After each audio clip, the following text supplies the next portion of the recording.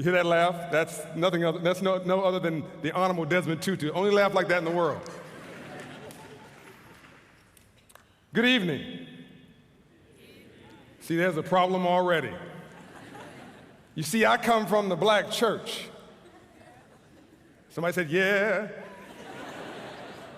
And in the black church, we have seek and respond. In other words, I'm not here to talk to you. I'm here to talk with you. Yeah.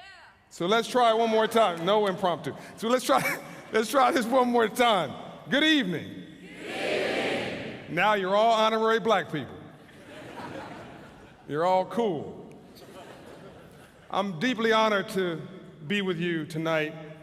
This is a special, special time. It's also a very troubling time. And I remember at moments like this that rainbows only follow storms. You know about that, a little bit about that in a place like Finland, that rainbows only follow storms. You cannot have a rainbow without a storm first. I'm reminded of when I was growing up in Compton, California, in South Central Los Angeles. And as my man Pekka would call the hood, it's a very honorable place to grow up. And my mom and my dad were just incredible people, are incredible people. My mother told me she loved me every day of my life. Nothing more powerful than a child being told that they are loved. And from my mother, I got this quote: there's a difference between being broke and being poor. Being broke is economic, but being poor is a disabling frame of mind and a depressed condition of your spirit, and you must vow never, ever, ever to be poor again. From my mother, I got this incredible sense of, yes, I am. My dad is an incredible man, an entrepreneur, has owned his own business for 54 years. And from my dad, I got a powerful sense of, yes, I can. Yes, I can. And so because of my dad, I was a businessman when I wanted to be a businessman when I was 10 years of age. And I was 10 years of age, we didn't have much money, so my mother used to dress me funny. She made these purple, crushed velvet, velour suits. It still traumatizes me to this day, with a ruffled shirt and a big bow tie. And sent me to school in Compton, California, next to Watts, dressed like that. I got beat up every single day. What are you clapping for? What is wrong with this audience? I got beat up. There was no dignity in this. But it caused me to understand that eagles don't fly in packs, that you've never seen a flock of eagles. And eagles are high-altitude birds. There are three types of birds. There are eagles, there are buzzards, and there are turkeys. Eagles are high-altitude birds. They're regal. They're not arrogant, they're not pompous, but there's a certain regalness to an eagle, very much like these two beautiful ladies sitting right here. You're picking on me, I'm gonna pick on you. And then you got another kind of bird. It's a buzzard. Buzzards love packs. Buzzards are low-altitude birds. Buzzards are always stepping on your head to elevate themselves. Always, as we would say in my neighborhood, player hating, never player congratulating. Always have something negative to say about somebody. But the worst kind of bird is a turkey. Because the turkey's got wings and can't even fly. All they do is profile, translation, trying to be something they are not. So I grew up with these images, and the other side of the story, so I was 10 years old, I started the neighborhood candy house, made $300 a week selling candy. Then I was successful, I made some money and found girls and lost the business. Is a whole other story. But it gave me a great sense of yes, I can, and yes, I am, and yes, I could do. But the other side of the story was my mom and dad fought over money. Number one cause of divorce is money. And my mom and dad didn't finish school, not because they didn't want to go to school, but because it wasn't stressed in their generation. And because my mom and dad were excited about being entrepreneurs, we owned this property, but we lost it all. We lost the gas station we owned. We lost the apartment building we owned. We lost our own home. We didn't lose their home. We lost our home. And as a result of that, decisions were changed. My brother went to the military versus going to a private university because that's the only way he could get a college education. And all these stories played out differently in my life. And all around me was prison, probation, and parole because choices were limited. And I wonder what would have happened, and we lost it all, if my dad had been given financial literacy courses growing up. He was taught the language of money. If society cared enough about him to invest in him, to gain the knowledge about money so that he could today be employing people, creating a tax base, helping the revitalized community. And where today I take care of my dad, I wonder if today my dad would be taking care of others. How would life be different? So in my book, I say that loss creates leaders. I also just told you rainbows only follow storms. So what am I doing today? It's no accident. I'm teaching financial dignity around the world. We've taught 1.5 million people, but whatever goes around comes around. So I'm doing a mission that is tied to my loss. Nobody wakes up in the morning and says, I want to start a cancer foundation. Who starts cancer foundations? I told you I'm used to the black church. I'm talking to you. Who starts cancer foundations? People who have cancer. Who else? People whose relatives who have cancer. People who love those who have cancer and those who have had cancer. Rainbows only follow storms, and loss creates leaders, and whatever goes around comes. Now you're getting it. This is you. We are the world, we are the few. You're coming around.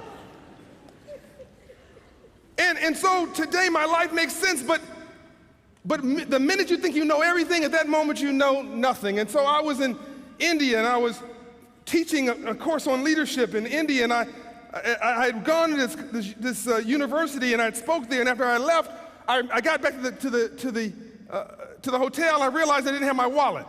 And so I called the hotel and I said, can you please bring the card back? They have my wallet. And they said, I'm sorry, sir, we don't have a card. That was a taxi we used. And so they tried calling the taxi company, nobody answered the phone. They tried again and nobody answered the phone. And I became a little cynical.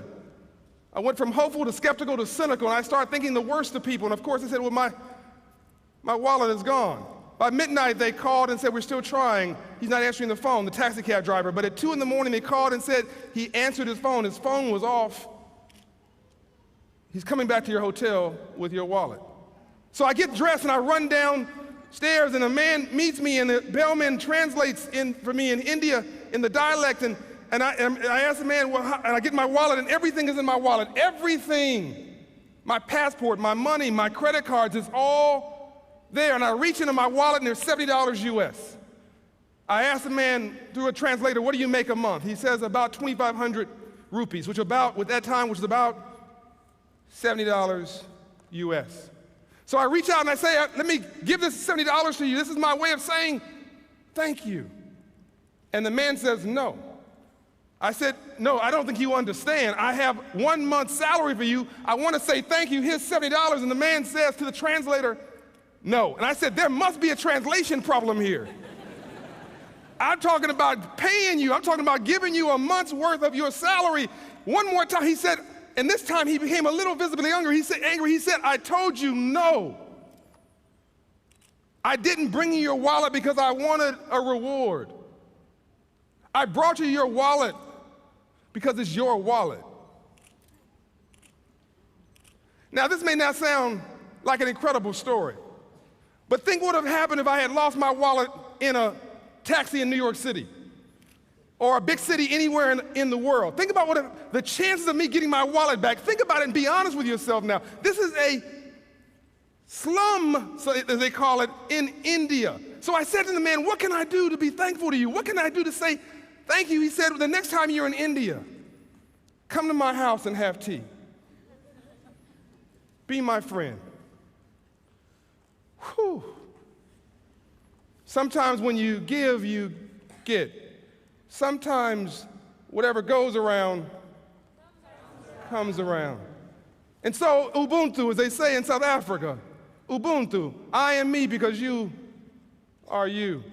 I didn't give that man a thing. He gave me a sense of purpose. He let me understand that there's hope in people and that you can believe in the humanity and the decency of people, and that sometimes people just do things because it's the right thing to do. What if we all just made a commitment to be someone's friend, to show up in their house and have tea, or better, to invite them into our house and make that connection? What does connection mean? Last story. I'm in Harvard at the Young Global Leaders meeting, and there's different countries, 70 different countries represented there, and talking about nuclear disarmament.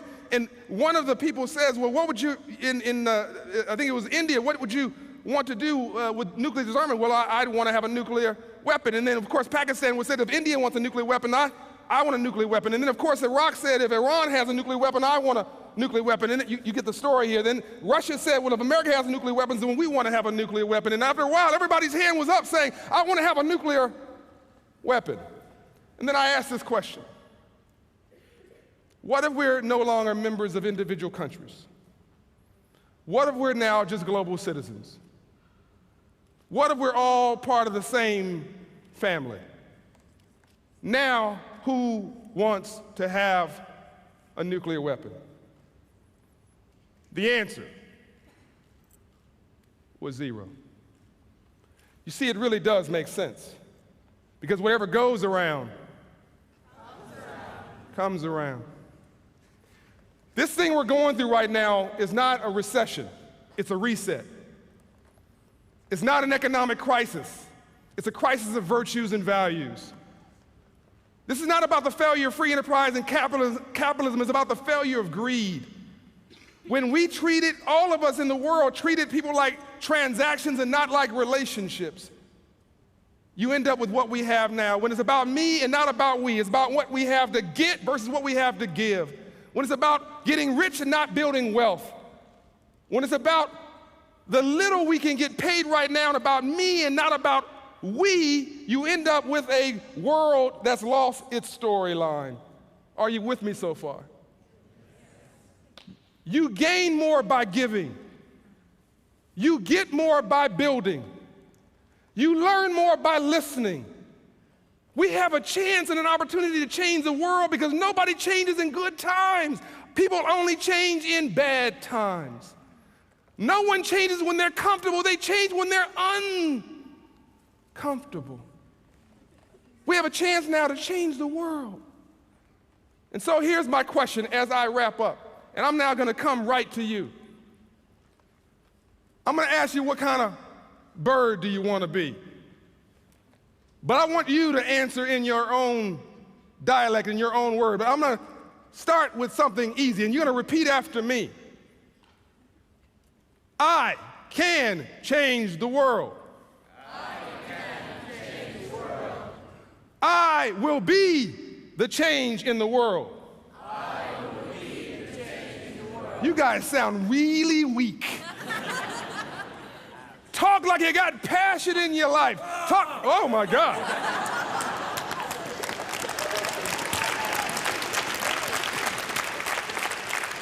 Remember now, you're honorary black people, you gotta have some soul. I'm gonna ask you one more time. I am somebody. I am somebody. I can change the world. I can change the world. I am. Question, what kind of bird do you want to be? No, say it with passion. What kind of bird do you want to be? Give them a round of applause.